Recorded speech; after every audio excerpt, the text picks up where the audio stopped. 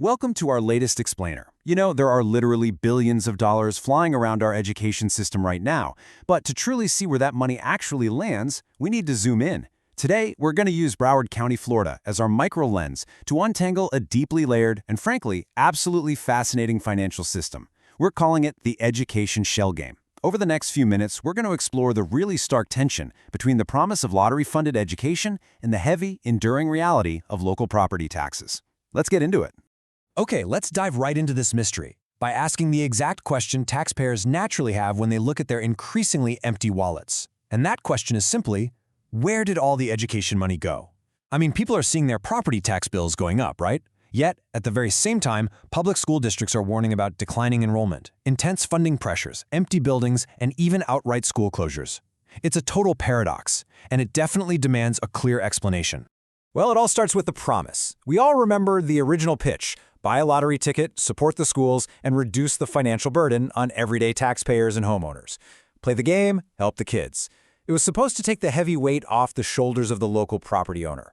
But over time, what we've actually ended up with is the education shell game. It's his incredibly layered, complicated funding system drawing from lotteries, property taxes, state taxes, and local referendums.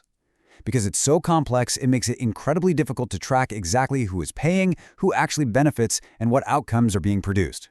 And just to be super clear up front, this explainer isn't about taking sides on parent choice or tax policy. It's purely about following the money and demanding some basic public accountability. Now here is where a widespread myth instantly shatters. Think about the official breakdown of a single Florida lottery dollar. When you drop $10 on a ticket, only about 25%, so roughly $2.50, actually reaches Florida education. The vast majority, about 66.7%, goes straight back out to pay prizes. The rest? Well, that covers retailer commissions, vendor fees, and lottery administration. So yes, the lottery does send money to education, but it was never designed to cover the whole bill. That being said, we absolutely have to acknowledge the scale of the money here. Statewide, the lottery is projected to provide $2.513 billion for education in the 2025-26 budget. Make no mistake, that is meaningful, substantial money. However, it really just acts as one stream in a much, much larger ocean of funding that still relies very heavily on your taxes. Let's see how this all breaks down. Because that $2.5 billion isn't just handed over to neighborhood K-12 classrooms. It's actually spread incredibly thin across a whole bunch of different institutions. You have $853.7 million for public schools and workforce education, sure. But then you also have $652.7 million going to state universities, $747.1 million for Bright Futures and other aid, and another $259.1 million for Florida colleges. So the absolutely crucial point here is that when you isolate just the public schools, lottery funds account for merely 2.7% of Florida's total public school operating budget. Just 2.7%. Knowing that tiny percentage completely changes the narrative of the lottery single-handedly funding our neighborhood schools, doesn't it? In fact, to truly grasp why the lottery could never actually replace the broader tax burden, consider this somewhat mind-blowing fact. If schools had to rely purely on lottery cash, their doors would stay open for exactly 5 days out of the entire school year. Literally just 5 days. Section 1. The Micro Lens, Broward County. Let's zoom in. In Broward County, the 2025-26 lottery-funded education allocation is exactly $127.8 million. When you hear that number, it sounds massive, right?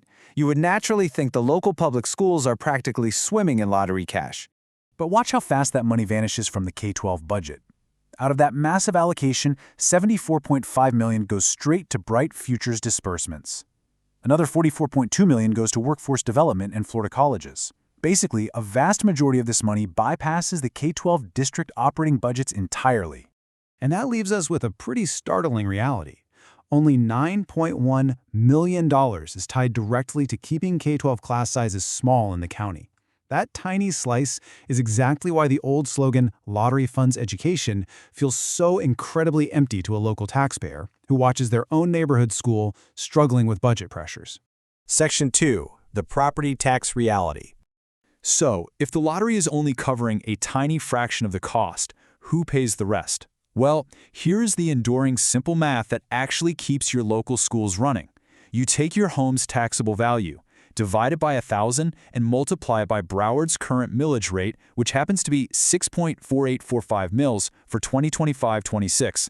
This is the formula placed squarely and permanently on local property owners. And this is the active financial reality for everyday households. If your taxable value is $100,000, your estimated school tax is about $648. For a $250,000 taxable value, you're paying over $1,600. And a $400,000 taxable value, that means you are cutting a check for almost $2,600 every single year. The lottery didn't replace your burden at all. Local homeowners are still the heavy lifters here.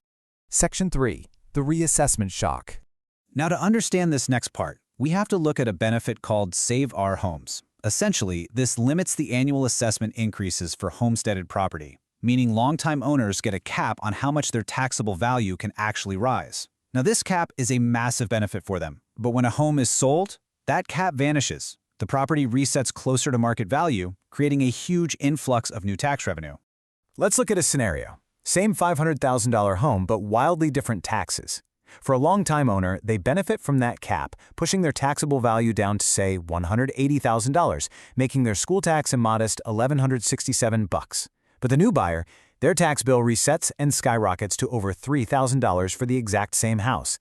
This constant churn of reassessments quietly feeds the local school funding machine, ensuring new buyers always pay significantly more.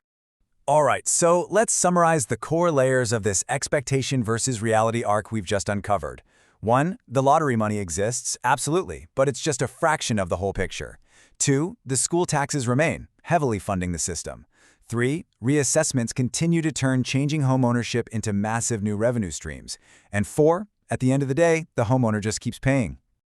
After untangling all these complicated threads, the nonpartisan demand from taxpayers is actually pretty simple. Before we are asked for another dollar, another referendum, another reassessment, or another fee, Florida should provide one thing: a receipt. Not a catchy slogan, not a campaign promise, but a clear, itemized public receipt showing exactly how all these disparate funding streams work together. Because as we look forward to the next part of our analysis, where we'll be focusing on expanding vouchers, declining enrollment, and empty school buildings, we have to leave you with this provocative thought. If the money is really supposed to follow the child, where did the students go, where did the funding follow, and who is actually left paying for the massive public system that remains? Think about that for a bit, and we'll see you in the next explainer.